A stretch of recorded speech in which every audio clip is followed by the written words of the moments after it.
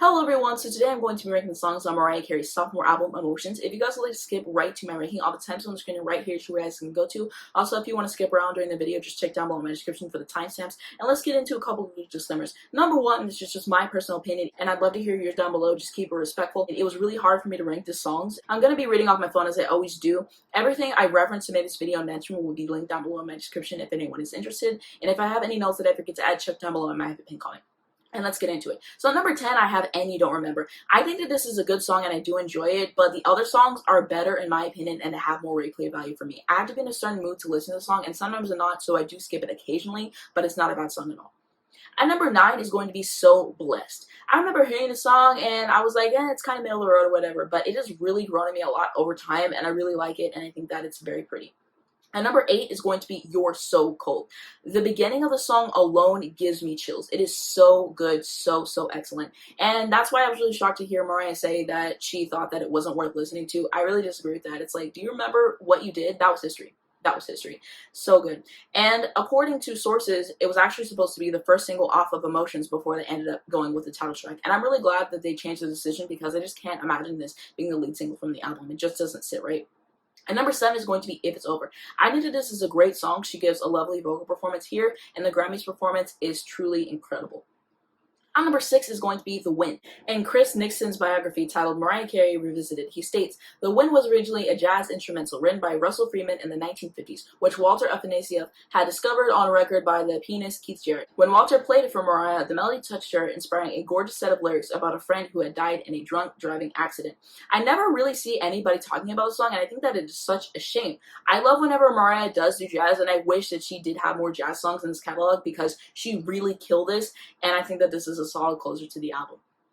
At number 5 is going to be To Be Around You. The energy that this track has is my favorite thing about it. I listen to it, it just takes me to another place. It's so much fun. I love this song. And my favorite lyric is whenever she says, "Every time you smile, captivates my mind, and it lifts me to the sky." And at number 4, we have Till the End of Time. I like how it starts off kind of softer, and as the song goes on, it gets a little bit louder. That was a nice touch in the production. And ultimately, she just did what needed to be done on the song, and the way that she goes in at the end specifically is fantastic. I really love it, and especially the production as well. I think it really adds a lot of strength to the song, and it's so lush and so beautiful, and I really appreciate it. And now we're in top 3. At number 3, we have Can't Let Go. So this is about how she was in a relationship with someone, they broke up, they moved on, and she cannot move on from it. And I think that this is such a solid song on the album, and my favorite lyric is whenever she says, "Do you know the way it feels when all you have just dies?" And due to Columbia removing the single from stores to boost the album sales, it did not go number 1, it only went number 2, but that just really shows the power of the song. At number 2, I have Make It Happen. I love this song so much. She talks about her life before getting signed and the struggles that she had to go through and everything. And the message is just that if you believe in yourself and you work hard to accomplish your dreams, you will get to that place. And this song holds a special place in my heart. It's easily one of my favorite Mariah Carey songs of all time. I think that the Madison Square Garden version outsold it though, because there's that extra verse. There's just a certain feel whenever she performs it live that you don't really get from the studio version. I forgot to add that I also really love the speech that she gives in the live version saying, "This is for anyone who has a dream. Don't let people discourage you because trust me, they will. I've been through it." And also that part whenever she says, "I see you up there," that part lives in my mind rent free. So those are just little touches that I think also add to the live version being much superior to the studio version. And although I do like the studio version a lot and I have been listening to it more lately, I do tend to prefer the live version and I do listen to that more, which is why it is at this place. And the bridge just really hits every single time. Like every single time I listen to it, it just really does something. And now we're at my top song, which is going to be Emotions. So I think that this is such an excellent lead single. She did not miss once in the 90s with her lead singles. All of them are great in their own way, and I really do love them.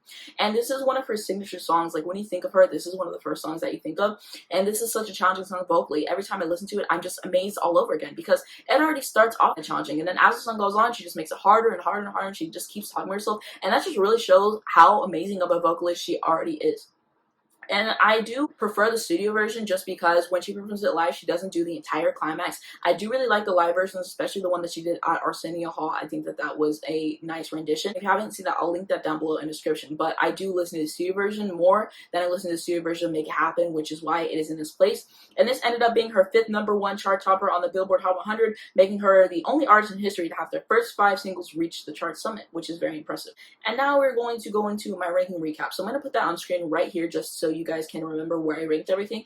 And yeah, this is just how I'm feeling right now. My rankings can of course change over time. With the top 4 specifically, like can't let go until the end of time. I debated switching those multiple times. Those could probably switch on any given day if I'm honest. And same thing with Make It Happen and Emotions, of course. I love all of these songs. Just how I'm feeling right now, they can definitely change over time. And now we're on to my overall thoughts about this album. I think in her discography as a whole, this album does not get enough appreciation. I do think that it is underrated. I understand that we can all listen to the same albums and come to completely different conclusions, but there's just something special about this album that makes me feel good. Having it start off with Emotions and having it end with The Wind, that is really, really an achievement for her and everything. And I think that this is such a good album. And she wrote all the lyrics alone, which is really impressive. Again, like I always say, she does not get the credit that she deserves as a songwriter. This is a terrible album cover. I said it in my Mariah video and I will say it again. I think that the color that is on here definitely is representative of the feel I get when I listen to the album. But I think that the album cover just isn't as good as some of her other album covers. And I mentioned in that video that I do want to rank all of them. And I will do that. I'm just going to wait until after I finally finish ranking all of her albums, and then that video will be coming. I do think that the production is better by the debut by a long shot. I think that it definitely doesn't sound as dated, which is good. I do like the debut album a lot. Like I said, it is one of my favorites in her discography. It's a very strong album, but you can definitely tell that it is dated, which is fine to me, but some people don't like it very much. But I do think that this is a lot better in terms of the production. And speaking of that, I'm glad that she was finally allowed to be involved on the production side. I think that that definitely had something to do with how everything turned out. We do not talk about Mariah Carey, the producer, enough. What a great producer. And like I said, the whole album was good, especially the end of the album. It really hits. Songs like So Blessed, Till the End of Time, The Wind, I listen to those at night sometimes just to relax, and they just really do something. And I like how there's gospel, there's more soul, there's 60s and 70s influences on here, and I think that the Unplugged album is great. And I wonder how this album would sound if Ben Margulies was involved in it. Just some food for thought. You know, if you could check down below, I might have a pinned comment, as I've said. And I do a ranking of her albums every single month, so if you guys want to see more videos like this, then just subscribe to my channel so you do not miss out. And the next one that I'm going to be doing is Caution, so subscribe if you're interested in that.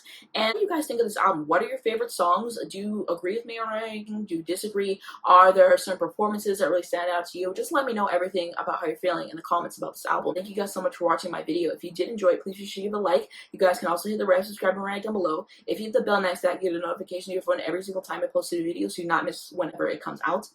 I do have a second channel if you guys would like to see more of me, and I also have some important links in the description for you guys to educate yourself in certain situations. Thank you guys so much for watching, and I'll see you in my next one.